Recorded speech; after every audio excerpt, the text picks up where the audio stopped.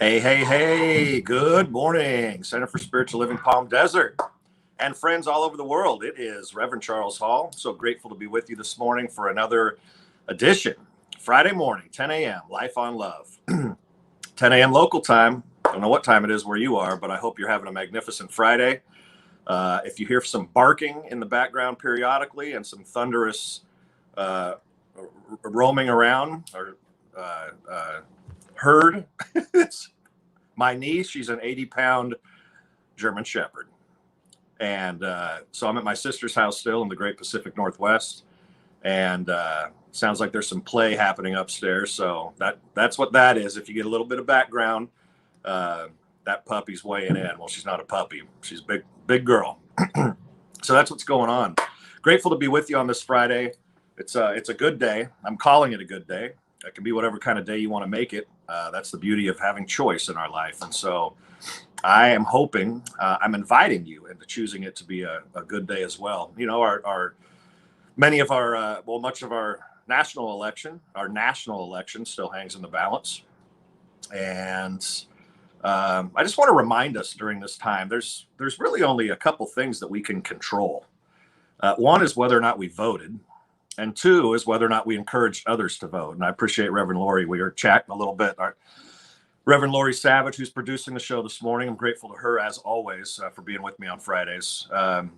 She said, I said, that as we're getting up and the feelings and emotions are running, I just keep reminding myself I did what I can do, which is vote.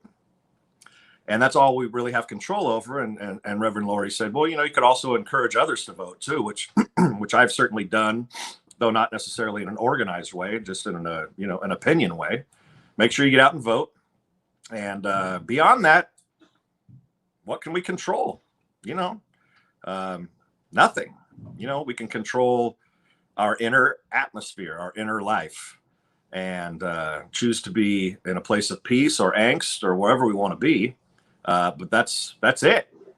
So you either voted or you didn't, encouraged others to or didn't, and you're feeling how you're feeling. So I hope that today, what I'm sharing with you has some, as always, life on love as a life-giving benefit to you, and that it makes your time with me leading into the weekend and on this Friday and all of your life, really, that there's something that I offer you humbly that benefits you, that makes sense, that you appreciate, that feels good, that helps you just be with life. And I think that what I want to share with you today is something I've shared with our community before. I think about 8, 9, 10 months ago, something like that, when I first came down. I don't think I've shared it since then, but I think it's apropos to share it again with everybody now, right now, during this time. And so I want to build a house today, really, a house that each of us can live in, that is a life-giving house. And so I want to share first the foundation and then start to build the house as we move through the course of our time together, however long that is, and hope that it brings you some joy. My prayer is that it's a benefit to you, as I continue to say here. So here's the foundation that it's built on, and it's one of our fundamental principles that we live within in Centers for Spiritual Living, which was first, this excerpt I'm going to share was first penned by Dr. Ernest Holmes as what I believe, that was then adopted in our movement as what we believe. And it's one of the statements of what we believe, which has been a guidepost in my life, upon which I seek to continue to build the house of my life. And so I want to share it with you. I'll read it a couple of times and then get into the substance of the lesson today, what I want to share with you. So the statement is this, and what I'd like to encourage you to do is go research and look up, if you haven't looked at it before, the what we believe statements, and metabolize those, see how they land with you, and what they mean for you, and how they can be incorporated into your life on a day-by-day basis. So that's what we believe for Centers for Spiritual Living, our founding, a collection of founding principles. So this particular one that I want to look at today is, we believe that the ultimate goal of life to be the emancipation from all discord of every nature, and that this goal is sure to be attained by all. We believe. So imagine Ernest Holmes saying this initially, or intuiting this, or feeling into this, meditating on it, that it comes to him. He's inspired by this, empowered by this. He's sitting down one day back in the early to mid 1900s, and I believe that the ultimate goal of life to be the emancipation from all discord of every nature, and that this goal is sure to be attained by all. Powerful. Consider that for a moment. The ultimate goal of life to be the emancipation from all discord of every nature, and that this goal is sure to be attained by all. That's rich, deep, powerful, compelling. It actually compels us into living a particular way, practicing. Now, this isn't an easy statement to live into. It's not an easy statement to practice, but to champion it, to work to embody it. That grateful Reverend Laurie put it up there. We believe the ultimate goal of life to be a complete emancipation from all discord of every nature, and that this goal is sure to be attained by all. To be free. To get free. I love that. And again, that comes from the what we believe. So that's the foundation upon which the lesson I offer you today is offered. And I've actually got a formula for building this house. If you build a house, there's not that I know much about building a house, but every time I've seen a house being built, there's a game plan. You start with the foundation, you go from the ground and build it up, and you frame it and bring in the whatever the walls are called, drywall, plummet, plumbing and all that kind of stuff. So here's the formula that I want to share with you. I want to go through the steps and then go back and unpack each one of them. And this formula is called getting unstuck, which has everything to do with getting free from discord, which is sure to be attained by all. So this is a getting unstuck formula that I'm saying I've shared this with you before. I want to share it again to remind all of us and myself how important it is to not be stuck during this time, to be fluid. There's that poem, Be Like Water, to be fluid, to be fluent, to flow. So this is a formula to get unstuck. And I'm just going to give you the steps, and then we're going to go back and unpack each one of the steps. So here's the formula. Acknowledge where you're stuck. Acknowledgement. Acknowledgement of where you're stuck. Step 1. Step 2.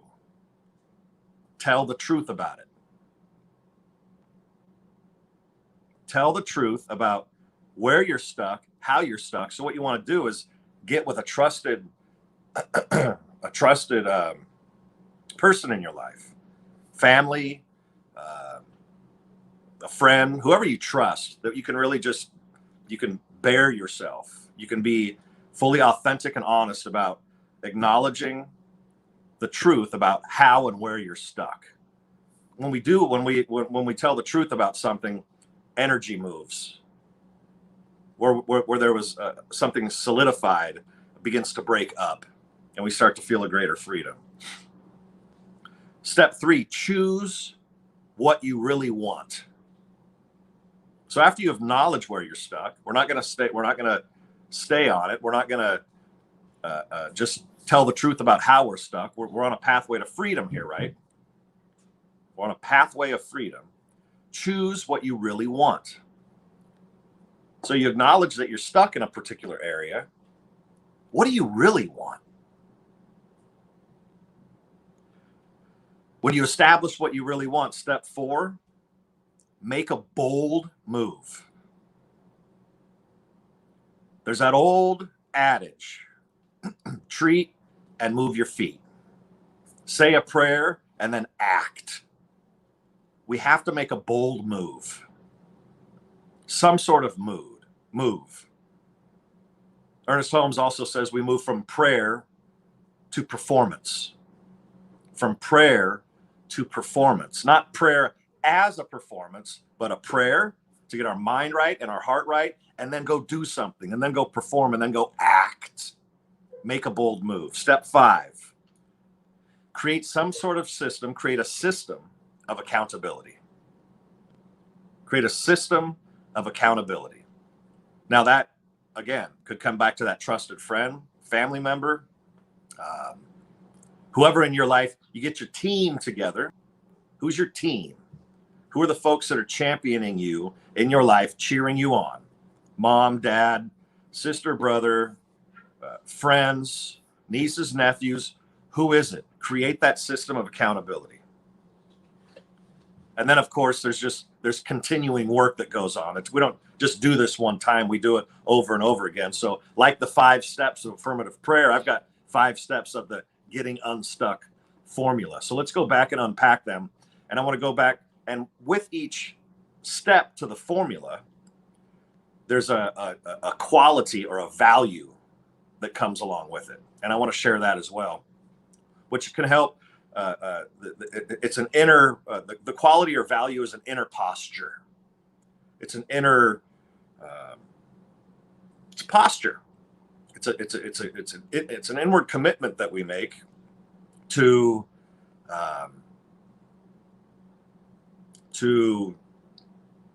move to it's a feeling tone. It's a value that we embrace. So acknowledgement of how and where you are stuck.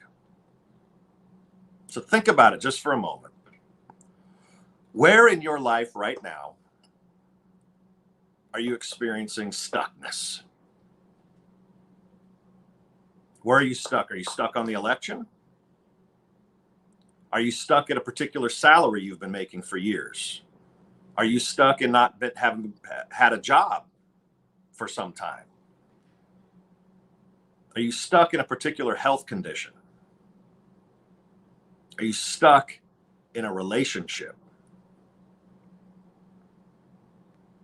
Are you stuck wondering what creative outlet is meaningful for you? Are you stuck in thinking the same ways and the same things about life over and over and over again? Where are you stuck? Now, the inner quality that comes along with this is humility. Oftentimes, we don't want to acknowledge where we're stuck because of shame, embarrassment. What are people going to, judgment, external judgments? What are people going to say or think about me? So there's a place of humility inside of us. One of my friends created a ritual in which you read scripture, but you read it when you're down on your knees, like the Gospel of John. You read it when you're down on your knees as a sign of humility. Now that's pretty, that's fairly hardcore for some of us, but it's an inner posture of, okay, I'm stuck. It's okay to acknowledge it. Sometimes we are brought to our knees by life. But again, we have the capacity to come back up from being on our knees from that place of humility. And humility is a blessing. It's a simple acknowledgement. I am stuck. I also want to remind you to grab a pen and paper if you can, or somehow note this so that you can practice it in the same way that we practice the 5 steps of affirmative prayer. Acknowledge where you're stuck. The quality that partners this step in the formula is humility. Step 2, tell the truth about it. Rather, and also the facts about it. Tell the story about it. Again, not with somebody who's going to champion your despair or your misery or your drama about it, but just someone you can tell about it. God, this election has got me all hemmed up. I'm nervous and anxious, or this health condition, I've been dealing with it for 5 years now. What a drag. I'm sick and tired of my knee hurting the way that it does. I'm sick and tired of my back hurting the way that it does. I'm sick and tired of my marriage showing up this way, or this issue continuing to pop up over and over again. I'm just sick of it. And I acknowledge that I'm stuck here. I can't get over seeing him that way, or seeing her that way, or whatever the thing might be. You just tell the story about it. This is where you've been stuck. This is how you've been stuck.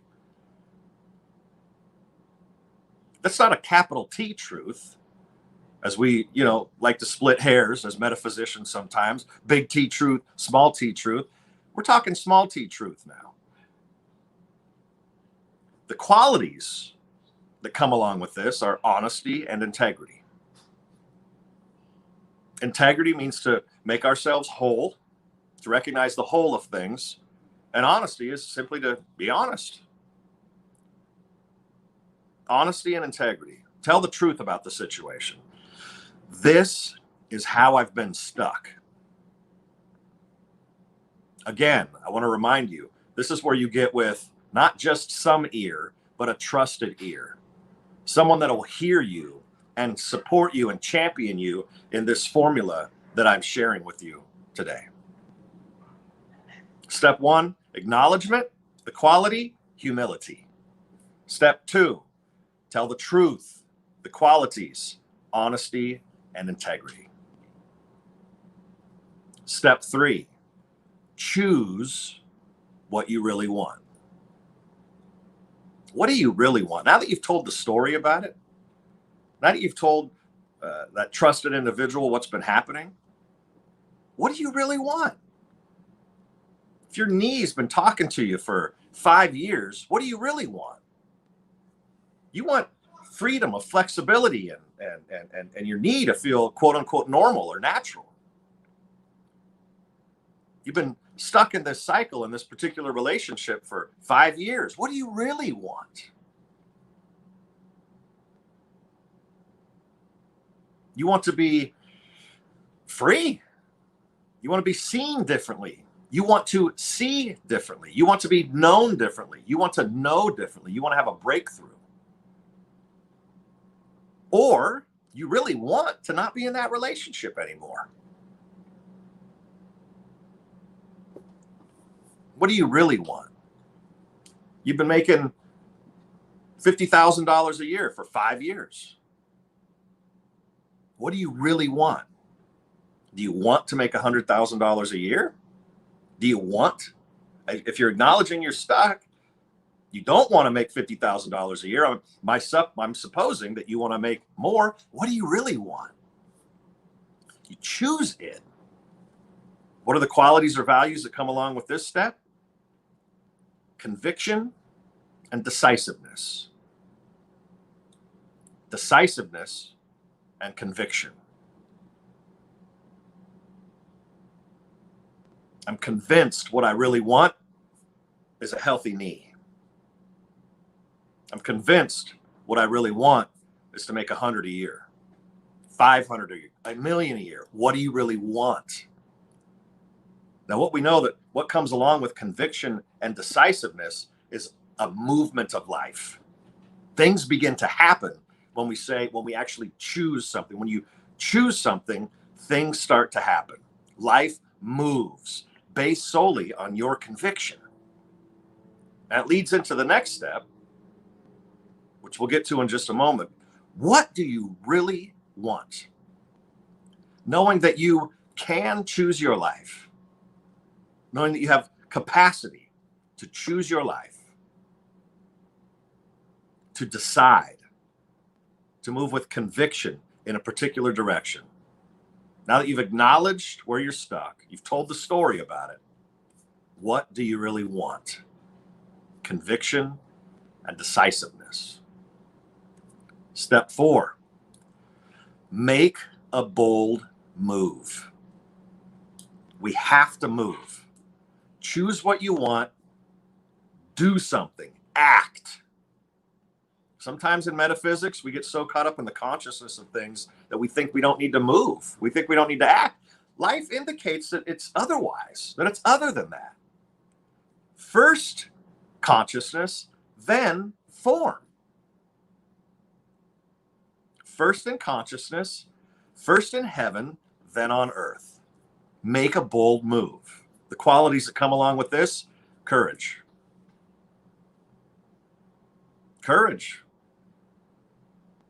Sometimes we have to find some courage. There's a movie that Aaron Sorkin wrote, just came out recently, The Chicago 7, I think it's called, about riots that were happening in Chicago many years ago. And one of the attorneys went to one of the attorneys on the case, or somebody on the case went to the attorney general, I think it was the attorney general, who was retired then, who they wanted to be their key witness, star witness. And one of the attorneys said to the attorney general, what you need to find right now, sir, is some courage. And how often in our lives do we need to find some courage? Make a bold move. You've chosen what you want. Inside of yourself, you've made a choice. What I want is to make $100,000 a year.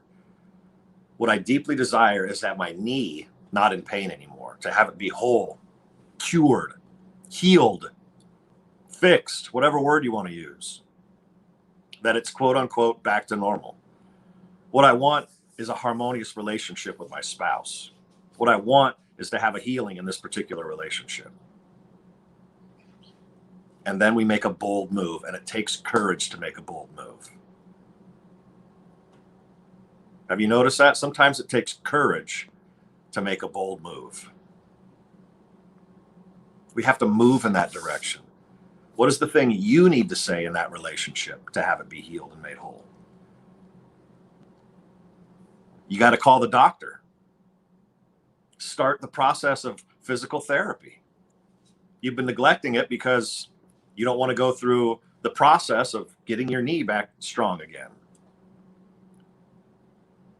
Using the resources that are available to us to actually begin to heal our lives, heal the place we've been stuck, to get unstuck,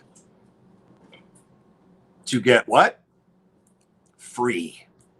What did Ernest Holmes say? We believe the ultimate goal of life to be the emancipation from all discord of every nature, and that this goal is sure to be attained by all. To get free, we have to make a bold move. Now, I know sometimes, I can go through a laundry list of all the things that would scare me about making a particular bold move. I've done it plenty of times in my life. If I make this move, this could happen, that could happen, this could happen, that could happen. Shoot, right upstairs, there's a little saying in my brother-in-law's kitchen. Just a simple saying that says, if I jump, what if I fall? And it says, oh, my dear, but what if you fly? It's a choice. Do we leap? Do we take that leap of faith, that leap of choice? We've made a choice. Do we leap? Find the courage, muster it up, make that bold move, are we going to stay in the status quo of where we've been, which is just the same, the same, the same? What are we committed to today? Getting free, getting unstuck, be as water, fluid, movement.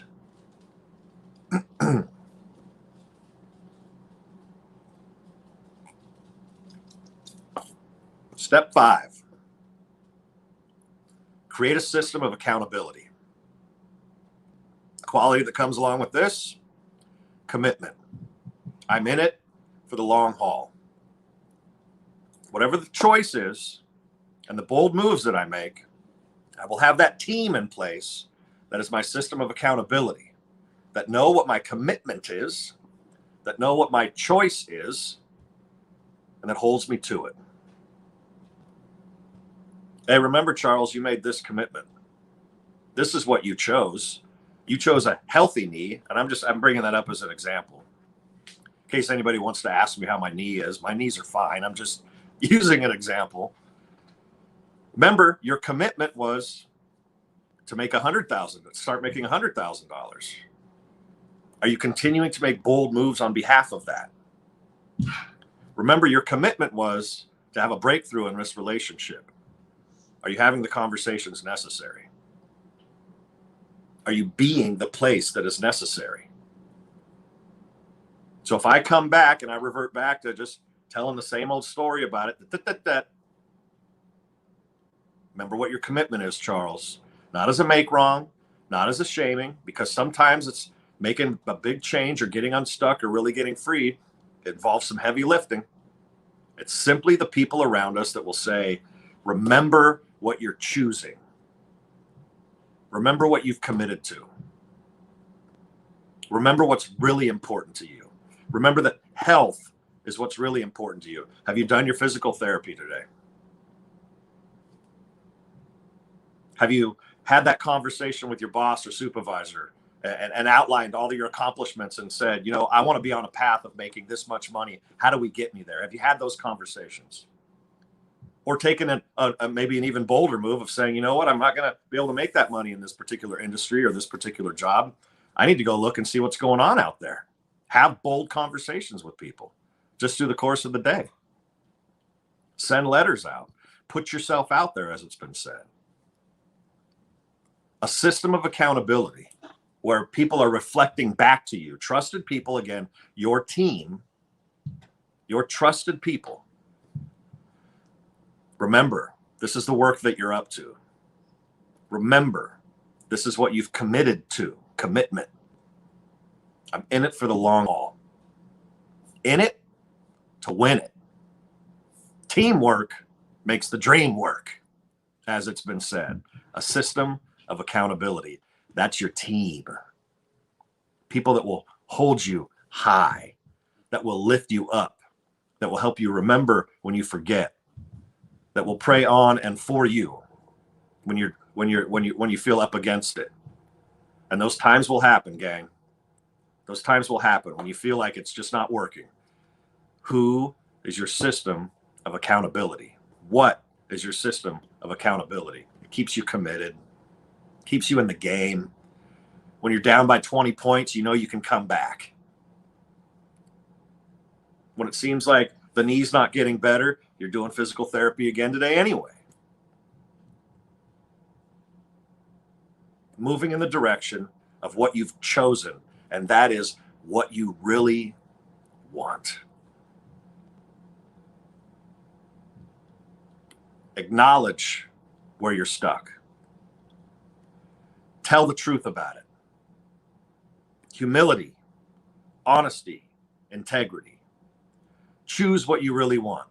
Conviction, decisiveness. Make a bold move. Courage.